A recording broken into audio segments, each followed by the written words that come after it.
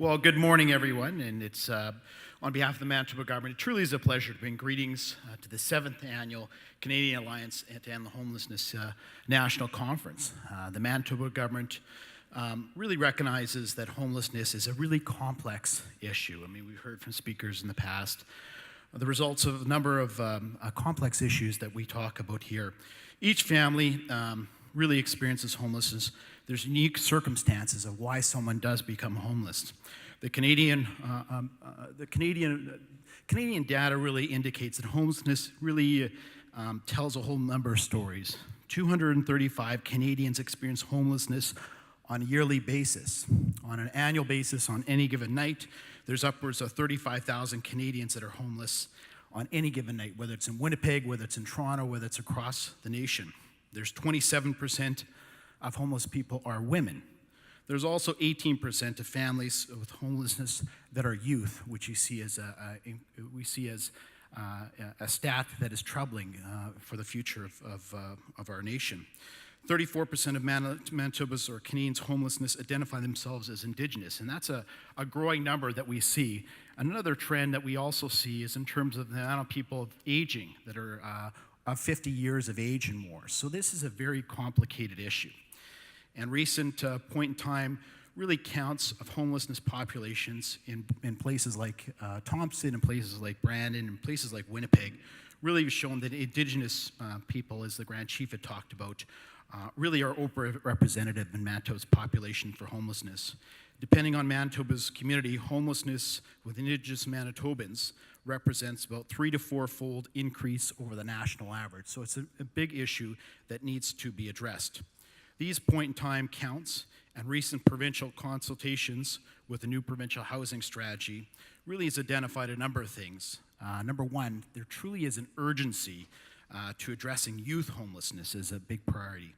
We know that challenges of migrating, when people are coming from the rural settings or from, when they're coming into the communities, as the Grand Chief had talked about, is something that needs to be supported.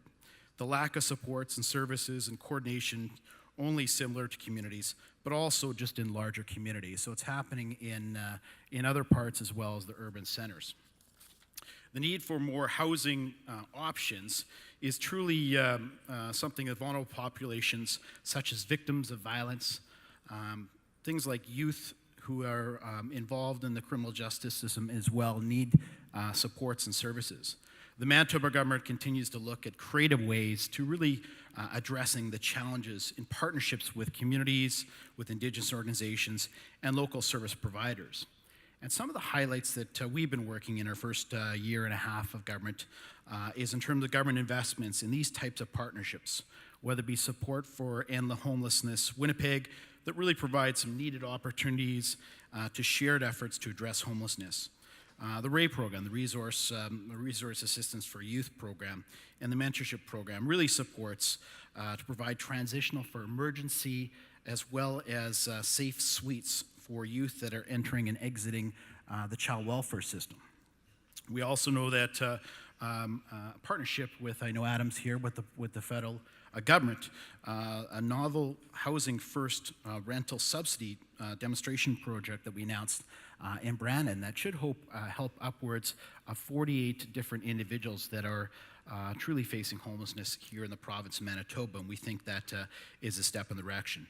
In collaboration with the federal government as well, good partnerships, and again, sometimes and when you address complex issues like homelessness, you need partners in the Indigenous community, you need partners in the federal government, and I do want to recognize in terms of the housing, the SIF funding that was there in terms of addressing homelessness. We're able to provide over $3.5 million in capital improvements in terms of family violence. The provincial government is also supported on, and I know Jim Bell is here from Siloam Mission, upwards of $3 million to enhance the services and supports that Siloam Mission does on an everyday basis. They do a fantastic job, and we know specifically that will help homelessness women. A part of this too, the provincial government, and we talk about the root causes of why someone would become homeless, and we know that upwards of 60% of homeless people come from the CFS system or for child welfare system. And so our provincial government has taken steps just in the last 2 weeks in enhancing a child welfare reform plan. We truly think that we need to provide more focus on early intervention and prevention and supports to reunite with families. If that's not possible for safety reasons, we really need to provide lifelong connections.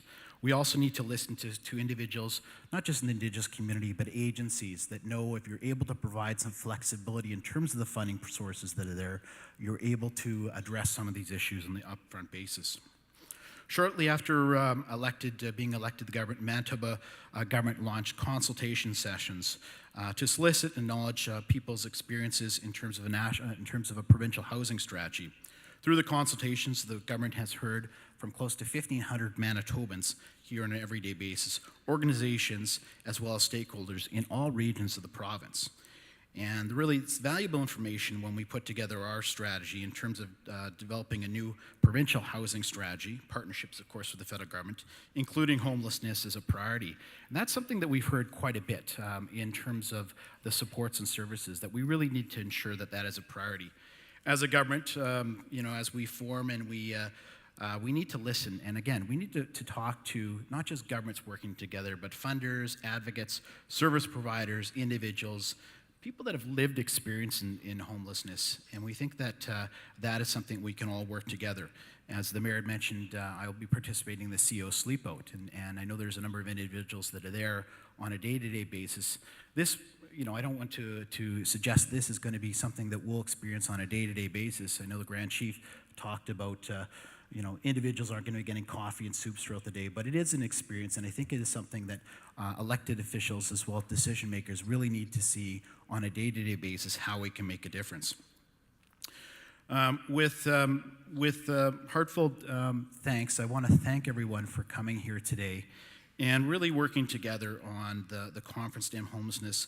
We think is important. We know that you're going to experience in the next 3 days some best practices, some experiences that other jurisdictions are doing, some advice from what's happening, not just people from the child welfare area, but people from the provincial, federal governments, Indigenous leaderships on a way forward.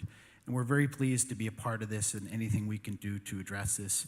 So on behalf of the provincial government, I want to thank you. I want to encourage you to learn, to experience, to listen. Listen is always important in these conferences.